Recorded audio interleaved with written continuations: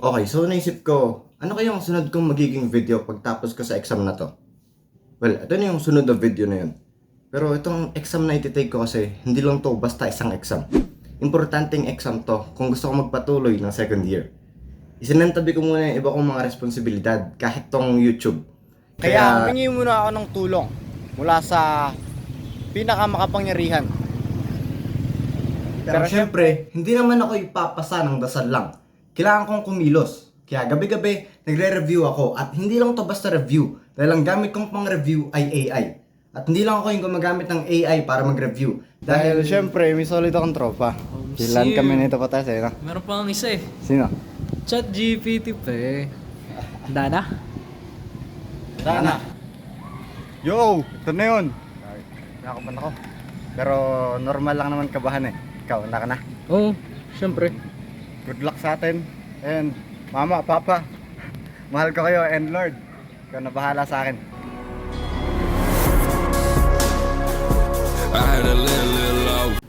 Tapos na. Kaso, kailangan ko ng tsamba. Kasi, sobrang sigurista ko. Gumawa ako ng chart kung ilan yung tama ko. Yung sigurado kung tama ko. Kung ilan yung hindi ako sigurado. At kung ilan yung meh. 23 yung hindi ko sigurado. At yung sigurado ko, 32. So, kailangan ko ng 10 o 4 para makapasa. Ewan ko kung ano yung percentage eh. Kaya, kailangan ko ng swerte. Let me show you right now before you give it up.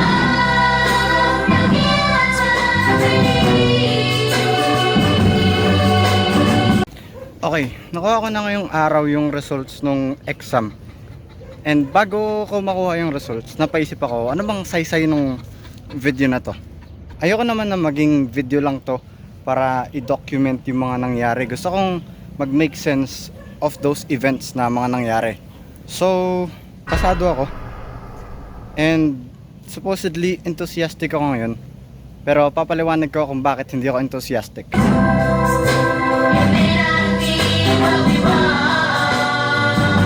Ngayon, hayamang paliwanag ko sa iyo kung bakit sobrang big deal nung pagtitake ng qualifying exam. So, yung qualifying exam, isa siyang exam na tinitake ng mga course na may board exam. Kaya kapag hindi ka pumasa, ibig sabihin, hindi ka qualified para magpatuloy dun sa course na yun. Kaya kailangan mong lumipat ng ibang school or lumipat ng course kung hindi ka qualified.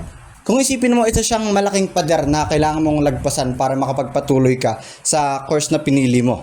And natural lang na magkaroon ka ng mga anxiety, mga pangamba, takot. Kasi ang laking pagbabago talaga kung papasa ka o babagsak ka dito sa exam na to. Sa simula ng video na to, mapapansin nyo na meron akong 3 mga bagay na hinighlight.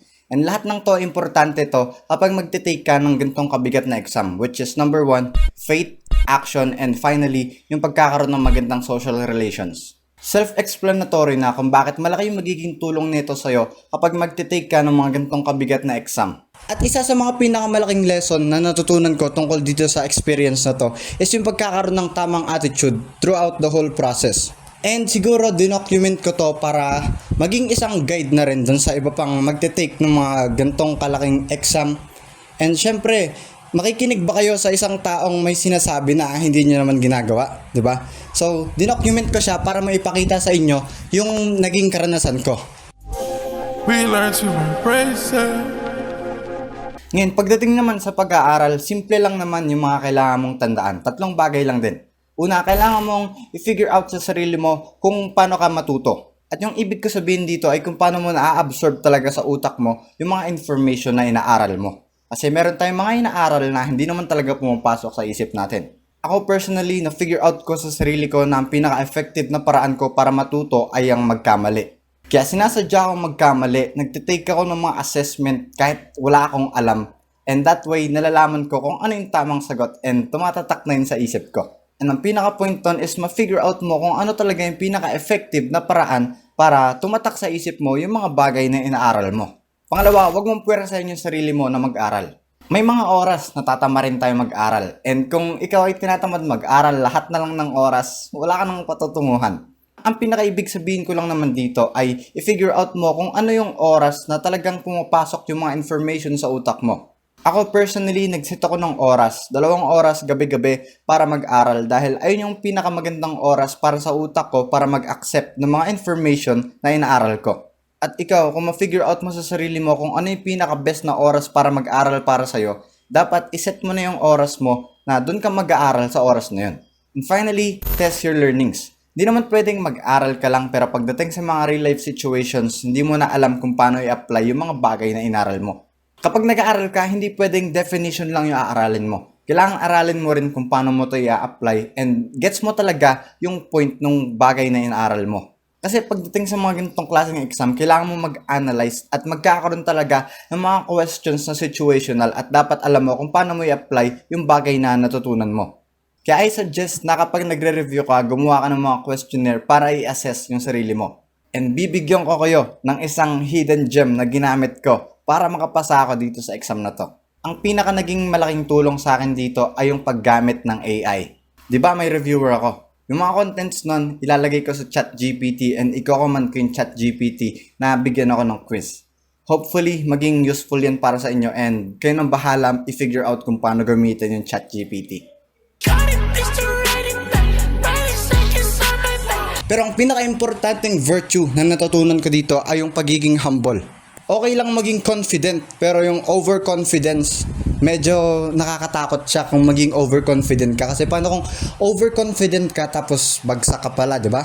Okay, di ba sabi ko, natutunan ko dito yung pagiging humble. So, na-humble talaga ako ng experience na to kasi sabi ko, nung bago ko ipasa to, naisip ko, siguro ang magiging reaction ko dito pagpasa ko is magiging sobrang cheerful ako. Pero ayun nga, nung nakita ko yung mga taong bumagsak, I started to feel bad. And ako, hindi talaga ako yung taong very empathetic. In fact, nahihirapan ako maging empathetic. Pero this time, genuinely, I feel bad for those people na bumagsak. Kaya this time, hindi muna ako naging masyadong enthusiastic sa pagkapasa ko. In-acknowledge ko lang na pumasa ako. And itong video na to, hindi naman to intended para magyabang Ginawa ko tong video na to para din maging gabay na rin dun sa mga taong may gantong kabigat na exam na i-take. And tungkol naman dun sa pagkakaroon ng tamang attitude tungkol dito sa pag-take ng exam na to. Bago ako mag-exam, naging chill lang ako. And ayun nga, sinabi ko naman sa simula ng video na to na tinanggal ko muna yung iba kong responsibilidad at nag-focus ako dito. And walang ibang bagay na nasa isip ko kundi yung pagtitake nitong qualifying exam. And after ko mag-take, syempre kabado ako nun. Medyo naging pessimistic ako. And kinabahan ako matapos ko marinig yung ibang balita na hindi ko na i-disclose. And thankfully, naging pasado naman ako. Ngayong nakapasa na ako, gusto kong magpasalamat unang-una sa ating Panginoon. And gusto kong magpasalamat sa mga magulang ko dahil sa suporta nila sa akin. Gusto kong magpasalamat sa mga kaibigan ko, sa homie ko, para sa pakikipagtulungan sa akin na mag-aral. And finally, gusto kong magpasalamat sa organization na tumulong sa amin, sa faculty, at sa coordinator namin. Maraming salamat po.